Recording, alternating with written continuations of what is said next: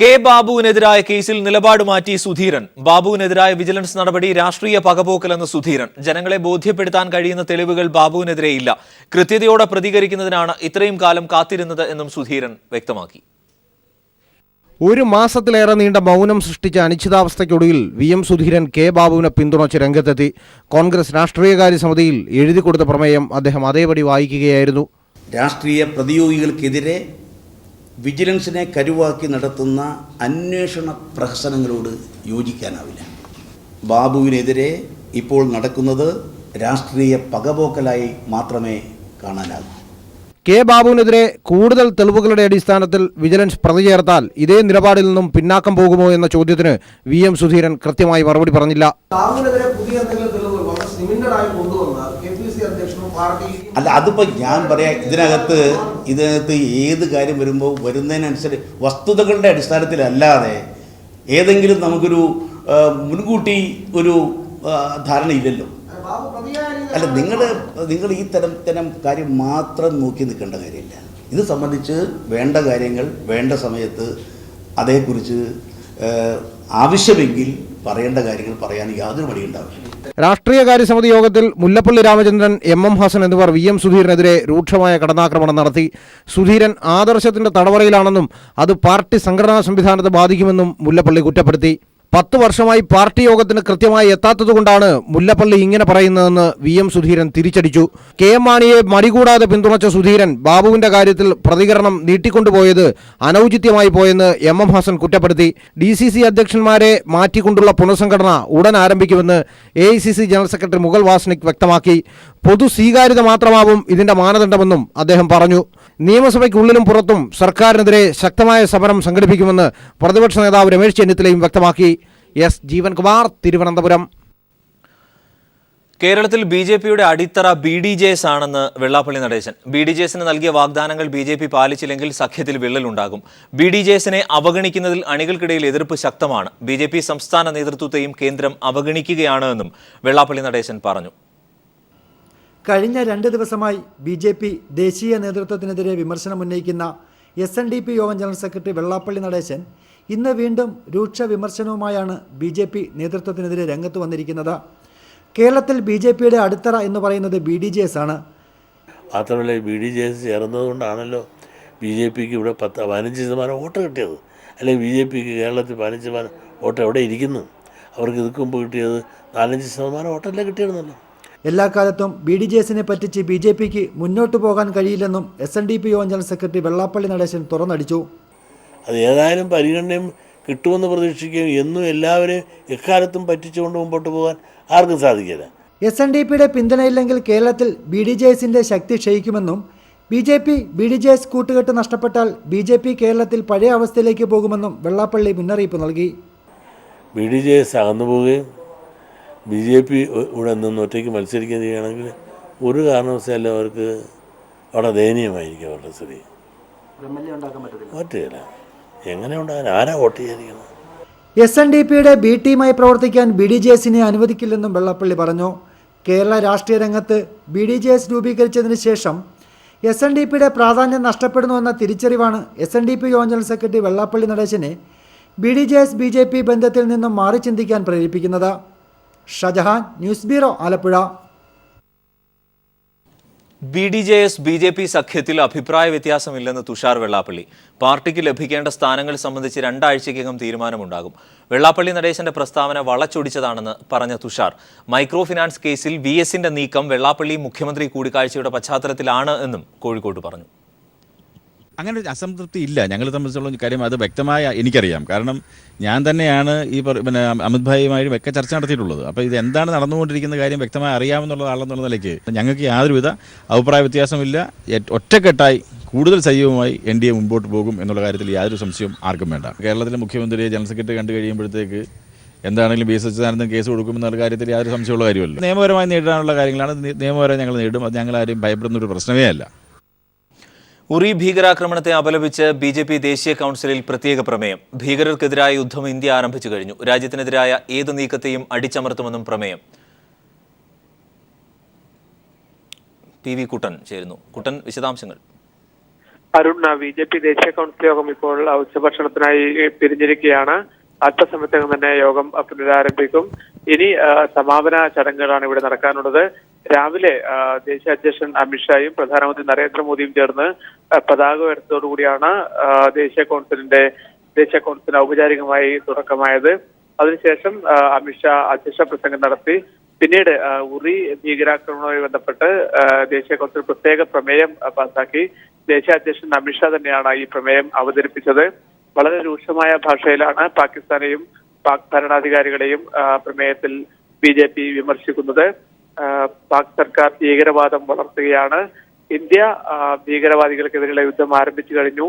അന്തിമ വിജയം ഇന്ത്യക്കും ഇന്ത്യൻ സൈന്യത്തിനുമായിരിക്കുമെന്നും അമിത്ഷാ അവതരിപ്പിച്ച പ്രമേയത്തിൽ പറയുന്നു. ഇന്നലെ പ്രധാനമന്ത്രി നടത്തിയ കോഴിക്കോട് പ്രസംഗത്തിന്റെ തുടർച്ചയായാണ് ഇന്ന് ഉറി വിഷയത്തിൽ പാർട്ടി പ്രമേയം അവതരിപ്പിച്ചിരിക്കുന്നത്. ഇനി രാഷ്ട്രീയ പ്രമേയം കൂടി അവതരിപ്പിക്കാനുണ്ട്. അതിനുശേഷം സമാപന സമ്മേളനം നടക്കും. സമാപന സമ്മേളനം ദീൻദയാൽ ഉപാധ്യായയുടെ അനുസ്മരണ ചടങ്ങോടുകൂടിയാണ് നടക്കുന്നത്. ഈ ചടങ്ങ് പ്രധാനമന്ത്രി നരേന്ദ്രമോദിയാണ് ഉദ്ഘാടനം ചെയ്യുക. അദ്ദേഹം രാജ്യത്ത് BJP സർക്കാർ, കേന്ദ്ര സർക്കാർ പ്രഖ്യാപിക്കുന്ന പുതിയ പദ്ധതികൾ, ജനക്ഷേമ പദ്ധതികളുടെ പ്രഖ്യാപനം ഈ യോഗത്തിൽ നടത്തുമെന്നാണ് പൊതുവിൽ പ്രതീക്ഷിക്കപ്പെടുന്നത്. അതേസമയം തന്നെ കേരളത്തിലെ NDA നേതാക്കളുമായി അദ്ദേഹം ഇപ്പോൾ കൂടിക്കാഴ്ച നടത്തി. ഉച്ചഭക്ഷണ സമയത്തായിരുന്നു കൂടിക്കാഴ്ച. നാളെ ദേശീയ അധ്യക്ഷൻ അമിത്ഷാ കേരളത്തിലെ NDA യോഗം വിളിച്ചു ചേർത്തിട്ടുണ്ട്. അരുൺ. PV കുട്ടൻ വിവരങ്ങൾ നൽകിയത്. സംസ്ഥാനത്തെ ട്രെയിൻ യാത്രക്കാരുടെ സുരക്ഷ ഉറപ്പാക്കണമെന്നാവശ്യപ്പെട്ട് മുഖ്യമന്ത്രി പിണറായി വിജയൻ റെയിൽ മന്ത്രി സുരേഷ് പ്രഭുവിന് കത്തയച്ചു. 2 മാസത്തിനിടെ 3 തീവണ്ടി അപകടങ്ങൾ ഉണ്ടായ പശ്ചാത്തലത്തിലാണ് മുഖ്യമന്ത്രിയുടെ കത്ത്. ആവർത്തിച്ചുണ്ടാകുന്ന അപകടങ്ങളിൽ യാത്രക്കാർ ഭീതിയിലാണ്. കേരളത്തിൽ സർവീസ് നടത്തുന്ന തീവണ്ടികളിലെ കോച്ചുകളുടെ ശോച്യാവസ്ഥ പരിഹരിക്കണമെന്നും അദ്ദേഹം കത്തിൽ ആവശ്യപ്പെട്ടു. ഇക്കാര്യങ്ങളിൽ റെയിൽവേ മന്ത്രിയുടെ വ്യക്തിപരമായ ഇടപെടൽ അനിവാര്യമാണെന്നും മുഖ്യമന്ത്രി കത്തിൽ ചൂണ്ടിക്കാട്ടി. മൈക്രോ ഫിനാൻസ് തട്ടിപ്പ് കേസിൽ തനിക്കെതിരെയുള്ള FIR റദ്ദാക്കണമെന്നാവശ്യപ്പെട്ട് വെള്ളാപ്പള്ളി നടേശൻ ഹൈക്കോടതിയിൽ ഫയൽ ചെയ്ത കേസിൽ ഭരണപരിഷ്കാര കമ്മീഷൻ ചെയർമാൻ VS അച്യുതാനന്ദൻ കക്ഷി ചേരും. കേസ് അട്ടിമറിക്കാൻ വെള്ളാപ്പള്ളി നടത്തുന്ന ചെപ്പടി വിധികളൊന്നും വിലപ്പോവില്ലെന്നും അദ്ദേഹം പ്രസ്താവനയിൽ പറഞ്ഞു. ഈഴവ സമുദായത്തിലെ പാവപ്പെട്ട സ്ത്രീകളെ വഞ്ചിച്ച കേസിൽ 1-ാം പ്രതിയാണ് വെള്ളാപ്പള്ളി. UDF സർക്കാരും നടേശനും കൂടി നടത്തിയ ഗൂഢാലോചനയുടെ ഫലമായിരുന്നു തട്ടിപ്പ് എന്നും VS പ്രസ്താവനയിൽ വ്യക്തമാക്കി. കേസിൽ സർക്കാർ അതീവ ജാഗ്രത പുലർത്തണമെന്നും VS ആവശ്യപ്പെട്ടു.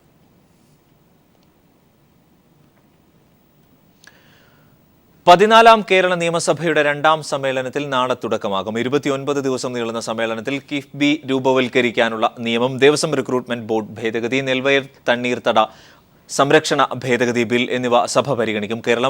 കേരള കോൺഗ്രസ് മാണി വിഭാഗം പ്രത്യേക ബ്ലോക്കായിരിക്കും സഭയിൽ ഇരിക്കുക. LDF സർക്കാർ അധികാരത്തിലെത്തിയ ശേഷമുള്ള 2ാമത്തെ നിയമസഭാ സമ്മേളനത്തിനാണ് നാളെ തുടക്കം കുറിക്കുന്നത്. നവംബർ 10 വരെയാണ് സമ്മേളനം. 2016-17 ബജറ്റ് പൂർണ്ണമായി പാസാക്കുകയാണ് സഭാ സമ്മേളനത്തിന്റെ പ്രധാന ലക്ഷ്യം. ബജറ്റിന്റെ ധനാഭ്യർത്ഥനകളെ സംബന്ധിച്ച ചർച്ചയ്ക്കും വോട്ടെടുപ്പിനുമായി 13 ദിവസമാണ് മാറ്റിവച്ചിരിക്കുന്നത്. അനൌദ്യോഗിക അംഗങ്ങളുടെ കാര്യങ്ങൾക്കായി 5 ദിവസവും മാറ്റിവച്ചിട്ടുണ്ട്. നാളെ കേരള ദേവസ്വം റിക്രൂട്ട്മെന്റ് ബോർഡ് ഭേദഗതി ബിൽ, കേരള അടിസ്ഥാന നിക്ഷേപനിധി ബില്ലുകളുടെ അവതരണവും സബ്ജക്ട് കമ്മിറ്റിക്ക് അയക്കണമെന്ന പ്രമേയവും പരിഗണിക്കും. 2 ബില്ലുകളും ഈ സമ്മേളന കാലയളവിനുള്ളിൽ തന്നെ പാസാക്കും. നിയമസഭാ സമിതികൾ സമർപ്പിക്കുന്ന റിപ്പോർട്ടുകളിൽ സഭയ്ക്കുള്ളിൽ ചർച്ച നടത്തുന്ന രീതി ഈ സമ്മേളനത്തിൽ ആരംഭിക്കും.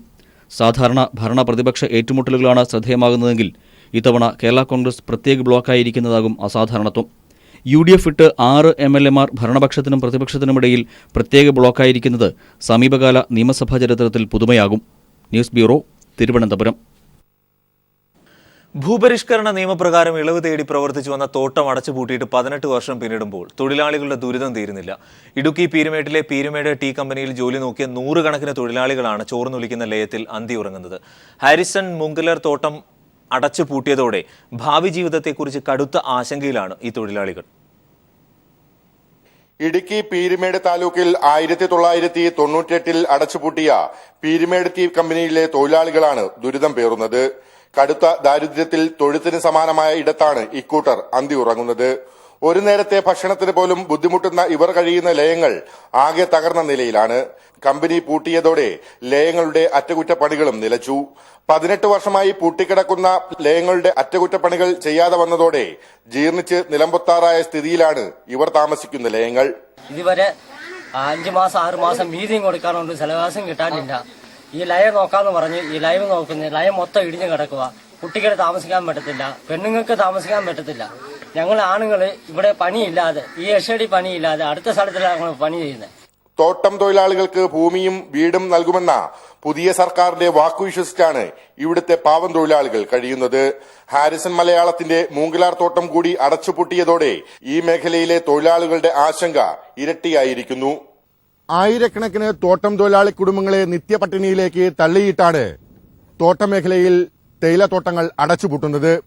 ആനുകൂല്യങ്ങൾ ഒന്നും നൽകാതെ യാതൊരു മുന്നറിയിപ്പുമില്ലാതെയാണ് ഇത്തരത്തിൽ തോട്ടങ്ങൾ സ്വകാര്യ വ്യക്തികൾ അടച്ചുപൂട്ടുന്നത്. ക്യാമറമാൻ ദിലീപ് ഗോപിക്കൊപ്പം ലെസ്ലി ജോൺ, ഇടുക്കി. ഇന്ത്യൻ രാഷ്ട്രീയ രംഗത്തെ അധികായരും വ്യാവസായിക ലോകവുമായുള്ള അവിശുദ്ധ കൂട്ടുകെട്ടിന്റെ കഥ പറയുന്ന പുസ്തകമാണ് ദ ഫീസ്റ്റ് ഓഫ് വാൾച്ചേഴ്സ്. ശതകോടീശ്വരന്മാരുടെ യഥാർത്ഥ മുഖം മൂടി പിച്ചു ചീന്തുന്ന ഈ പുസ്തകത്തിന്റെ ഉള്ളടക്കം സമകാലീന ഇന്ത്യൻ രാഷ്ട്രീയത്തിന്റെ യഥാർത്ഥ മുഖമാണ് അനാവരണം ചെയ്യുന്നത്.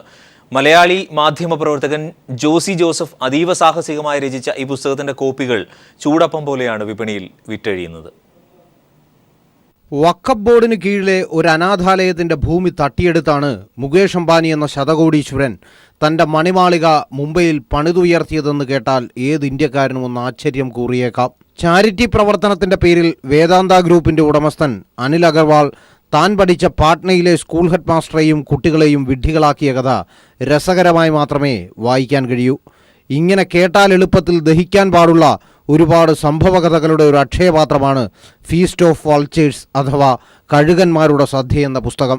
ലോക പുസ്തക പ്രസാധന രംഗത്തെ അതികായകന്മാരായ ഗില്ലോൺ എയ്റ്റ്കനും പെൻഗിൻ പബ്ലിഷേഴ്സും ഹാർപ്പൻ കോളിൻസും ഈ പുസ്തകത്തിൻ്റെ പ്രസാധക അവകാശം സ്വന്തമാക്കാൻ വേണ്ടി ലേലം തന്നെ നടത്തിയെന്നറിയുമ്പോഴാണ് ഈ മലയാളി പത്രപ്രവർത്തകൻ്റെ യഥാർത്ഥ വില നമ്മളറിയൂ. ലളിതമായ ഭാഷയിൽ രേഖകളുടെ അടിസ്ഥാനത്തിലാണ് താൻ എല്ലാം എഴുതിയതെന്ന് ജോസി ജോസഫ് പീപ്പിൾ ടിവിയോട് പറഞ്ഞു. അതായത് നമ്മൾ ഇന്ത്യനെ നിങ്ങൾ ആകാശത്തിന് താഴോട്ട് നോക്കുകയാണെങ്കിൽ, ഇന്ത്യയിലോട്ട് നോക്കുകയാണെങ്കിൽ ഒരു ചെറിയ കൂട്ടം മെല്ലിയിട്ട് ഇന്ത്യയുടെ സമ്പദ് വ്യവസ്ഥയെയും ഇന്ത്യയുടെ റിസോഴ്സുകളെയും ഇന്ത്യയിലെ പാവപ്പെട്ടവരുടെ വിഹിതത്തിനെയും ഒക്കെ കടിച്ചു കീറി തിന്നുകൊണ്ടിരിക്കുന്ന ഒരു ആർത്തിയോടുകൂടി.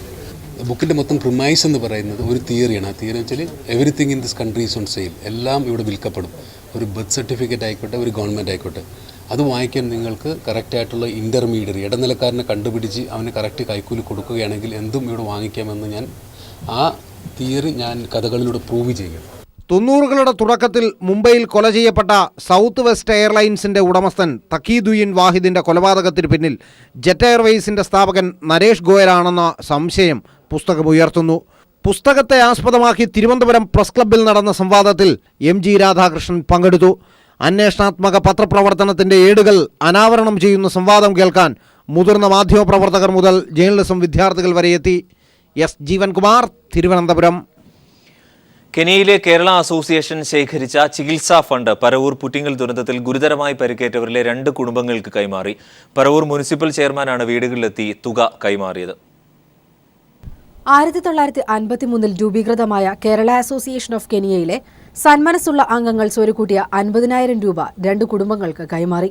വെടിക്കെട്ട് ദുരന്തത്തിൽപ്പെട്ട് തുടയല് പൊട്ടി കിടപ്പിലാവുകയും ബാങ്കിന്റെ ജപ്തി ഭീഷണി നേരിടുകയും ചെയ്യുന്ന ബിനേഷിന് Paravur municipal chairman KP Kurup 25,000 cheque കൈമാറി. കഴിഞ്ഞ 5 മാസക്കാലത്തിലേറെയായി ജോലിക്കും പോകാൻ പറ്റാതെ ചികിത്സയിൽ കഴിയുന്ന ഒട്ടനവധി ആൾക്കാരിൽ ഉൾപ്പെട്ട ആളാണ് ഇദ്ദേഹം.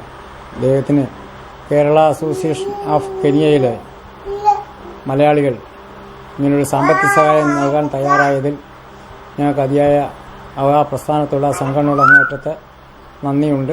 വെടിക്കെട്ട് അപകടത്തിനിടെ ലോഹച്ചീള് തറച്ച് തലയ്ക്ക് ഗുരുതരമായി പരിക്കേറ്റ മാളുവിന് Paravur regional cooperative bank president Sethumadhavan വീട്ടിലെത്തി ചെക്ക് നൽകി.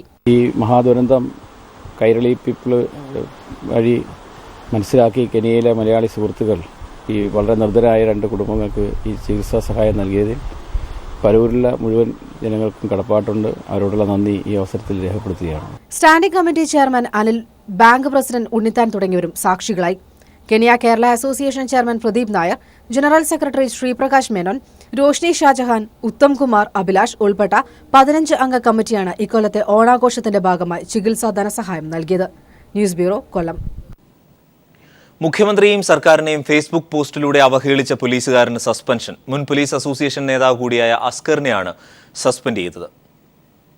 Kannur traffic police IC അസ്കറിനെയാണ് SP suspend ചെയ്തത്. മുഖ്യമന്ത്രിയെയും സർക്കാരിനെയും അവഹേളിക്കുന്ന വിധം ഫേസ്ബുക്കിൽ പോസ്റ്റിട്ടതിനെതിരെയാണ് നടപടി. ഓണത്തിന് ഗൾഫ് രാജ്യങ്ങളിലെ മലയാളികൾക്ക് പോലും അവധി നൽകിയിട്ടുണ്ട്. ഉട്ടോപ്യൻ തീരുമാനമാണ് സർക്കാരിൻ്റേത്. മുഖ്യമന്ത്രി കസേരയുടെ പദവി അർഹിക്കുന്നയാളല്ല അതിലിരിക്കുന്നതെന്നുമടക്കം സർക്കാരിന്റെ എല്ലാ തീരുമാനങ്ങളെയും അവഹേളിക്കുന്ന രീതിയിലാണ് അസ്കർ ഫേസ്ബുക്ക് പോസ്റ്റിട്ടത്. കേരള മുഖ്യമന്ത്രിക്ക് ഒരു മലയാളിയുടെ കത്ത് എന്ന പേരിലാണ് അസ്കറിന്റെ FB പോസ്റ്റ്. പോലീസ് അസോസിയേഷൻ മുൻ ഭാരവാഹി കൂടിയാണ് അസ്കർ. കോൺഗ്രസ് അനുകൂല സംഘടനാ നേതാവായ അസ്കർ പോലീസിന്റെ എല്ലാ നിയമങ്ങളും ചട്ടങ്ങളും ലംഘിച്ച് സർക്കാരിനെ കരിവാരിത്തേക്കാൻ മനഃപൂർവ്വം ഫേസ്ബുക്ക് പോസ്റ്റ് ഇടുകയായിരുന്നു. ശബരിമലയിൽ പോകുന്നവരുടെ പേര് മാറ്റണമെന്നും അയ്യപ്പന്മാർ എന്ന് വിളിക്കാൻ പറ്റില്ലെന്നും സഖാവ് എന്ന് വിളിക്കണമെന്നും ഹരിവരാസനത്തിന് പകരം ബലികുടീരങ്ങളെ പാടണമെന്നും അപ്പത്തിനും അരവണക്കും പകരം ബീഫ് ചില്ലി നൽകണമെന്നും രാഷ്ട്രീയ പ്രചരണവും വർഗീയ ചേരിതിരിവും സൃഷ്ടിക്കുന്ന രീതിയിലുള്ള ഫേസ്ബുക്ക് പോസ്റ്റായിരുന്നു അസ്കറിന്റേത്. PV Joshila, news bureau, Kannur. CITUവിന്റെ 15ാമത് എറണാകുളം ജില്ലാ സമ്മേളനത്തിന് കൊച്ചി തൂപ്പുംപടിയിൽ തുടക്കമായി. CITU സംസ്ഥാന ജനറൽ സെക്രട്ടറി എളമരം കരീം പ്രതിനിധി സമ്മേളനം ഉദ്ഘാടനം ചെയ്തു. സെപ്റ്റംബർ 24 മുതൽ 26 വരെയാണ് സമ്മേളനം. 26-ന് നടക്കുന്ന പൊതുസമ്മേളനം VS അച്യുതാനന്ദൻ ഉദ്ഘാടനം ചെയ്യും. വർഗീയതയ്ക്കെതിരെ വർഗ ഐക്യമെന്ന മുദ്രാവാക്യമുയർത്തിയാണ് CITUവിന്റെ 15ാമത് എറണാകുളം ജില്ലാ സമ്മേളനത്തിന് തുടക്കമായത്. CITU ജില്ലാ പ്രസിഡന്റ് KJ ജേക്കബ് പതാക ഉയർത്തി. തോപ്പുംപടി മറീന ഹാളിലെ EK നാരായണൻ നഗറിൽ നടക്കുന്ന പ്രതിനിധി സമ്മേളനം CITU സംസ്ഥാന ജനറൽ സെക്രട്ടറി എളമരം കരീം ഉദ്ഘാടനം ചെയ്തു. രാജ്യത്തിന്റെ തന്ത്രപ്രധാനമായ പൊതുമേഖലകൾ പോലും സാമ്രാജ്യ ശക്തികൾക്ക് അടിയറ വയ്ക്കുകയാണെന്നും ഏറ്റവും ദ്രുതഗതിയിൽ നവ ഉദാരവൽക്കരണ നയങ്ങൾ നടപ്പിലാക്കാനാണ് പ്രധാനമന്ത്രി നരേന്ദ്രമോദി ശ്രമിക്കുന്നതെന്നും എളമരം കരീം പറഞ്ഞു. അപ്പോൾ ഇത്തരം സാഹചര്യങ്ങളെ തങ്ങൾക്ക് അനുകൂലമാക്കി മാറ്റുന്നതിന് സ്വത്വബോധവും സങ്കുചിത ദേശീയബോധവും വർഗീയതയും എല്ലാം ഉപയോഗിക്കാൻ മുതലാളി വർഗം ശ്രമിക്കുന്നു. വർഗീയതക്കെതിരായ സമരം വിജയിക്കണമെങ്കിൽ നവ ഉദാരവൽക്കരണ നയങ്ങളുടെ പ്രത്യാഘാതങ്ങളാൽ പ്രയാസം നേരിടുന്ന മുഴുവൻ ജനങ്ങളെയും ഐക്യപ്പെടുത്തിക്കൊണ്ട് ഈ നയത്തിനെതിരായ പോരാട്ടത്തിലൂടെ മാത്രമേ സാധ്യമാവൂ. തൊഴിലാളികളുടെ ജീവിതം താറുമാറാക്കുന്ന നയങ്ങളാണ് UDF സർക്കാർ സ്വീകരിച്ചതെങ്കിൽ LDF സർക്കാർ തൊഴിലാളി ക്ഷേമത്തിന് വേണ്ടിയുള്ള ബദൽ നയങ്ങളാണ് സ്വീകരിക്കുന്നത്. ഈ നയങ്ങളെ ശക്തിപ്പെടുത്താനും സർക്കാരിനെ ജാഗ്രതപ്പെടുത്താനും തൊഴിലാളി വർഗം ബാധ്യസ്ഥമാണെന്നും എളമരം കരീം കൂട്ടിച്ചേർത്തു.